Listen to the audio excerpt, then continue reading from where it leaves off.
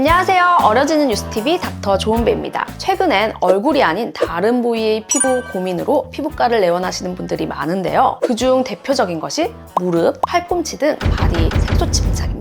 사실 이런 고민이 없는 분들은 겉으로 드러나는 부분도 아닌데 왜 신경을 쓰냐 하시겠지만 겨드랑이, 사타구니 등에 발생한 거무튀튀한 색소 침착 때문에 남모를 고민을 하시는 분들이 아주 많습니다. 그리고 대부분의 경우 이게 치료가 가능하다는 사실을 모르고 콤플렉스로만 여기고 지내게 되는데요. 그래서 오늘은 바디 색소 침착의 원인과 치료법에 대해 알아보도록 하겠습니다.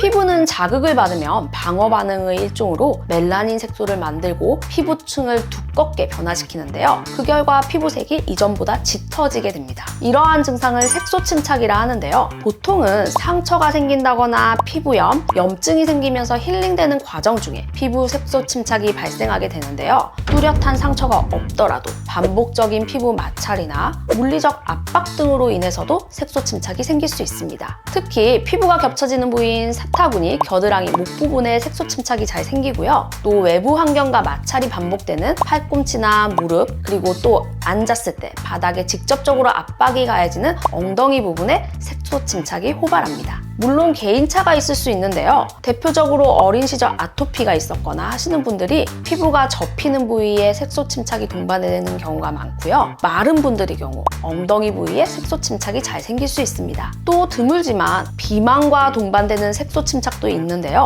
흑색 가시세포증이라고 하여 비만인 분들이 대사장애 때문에 생기는 피부 질환이 있습니다. 겨드랑이나 사타구니 같이 접히는 부위에 색소 침착이 생기고 심하면 사마귀 모양으로 피부가 두꺼워지게 되는데요. 이 경우 피부 치료와 함께 일단 체중 감량과 함께 대사장애를 근본적으로 해결하는 것이 반드시 필요합니다. 이같이 몸에 생긴 색소 침착의 경우 특정 증상을 유발하거나 피부 질환으로 이어질 가능성은 낮지만 육안으로 뚜렷한 변화를 감지할 수 있기 때문에 자존감의 저하나 타인의 시선에 의한 스트레스를 받을 수 있는데요. 또 심하면 수영장이나 대중탕에 가는 일이 꺼려질 수 있게 됩니다. 일상에서 세심한 관리와 함께 의료기관의 적절한 치료를 병행한다면 분명히 개선이 가능합니다.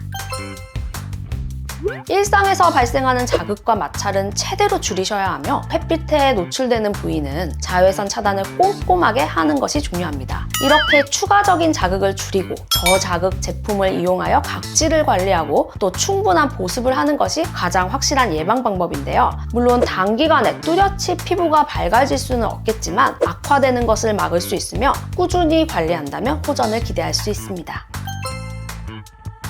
첫 번째는 레이저 치료입니다. 좀 더 확실하게 색소 침착을 해결하기 위해서는 피부과 치료가 도움이 될 수 있는데요. 가장 대표적인 것이 색소 레이저로 잘 알려진 엔디아그 레이저 토닝입니다. 개인마다 피부 상태, 착색 범위, 색소 침착 정도가 다르기 때문에 각각에 맞춰 레이저의 파장이나 에너지 등을 달리 적용해야 만족도가 높은데요. 사실 얼굴보다 바디가 좀 더 레이저에 민감하게 반응할 수 있기 때문에 강하게 치료하는 것은 오히려 색소 침착을 악화시킬 수 있기 때문에 주의가 필요합니다. 보통 한두 번 치료만으로는 효과를 보기 어렵고요. 개인에 따라 10회 이상 권장되는데요. 하지만 통증이 적고 시술 후 딱지가 발생하지 않아 일상생활에 지장이 없다는 장점이 있습니다.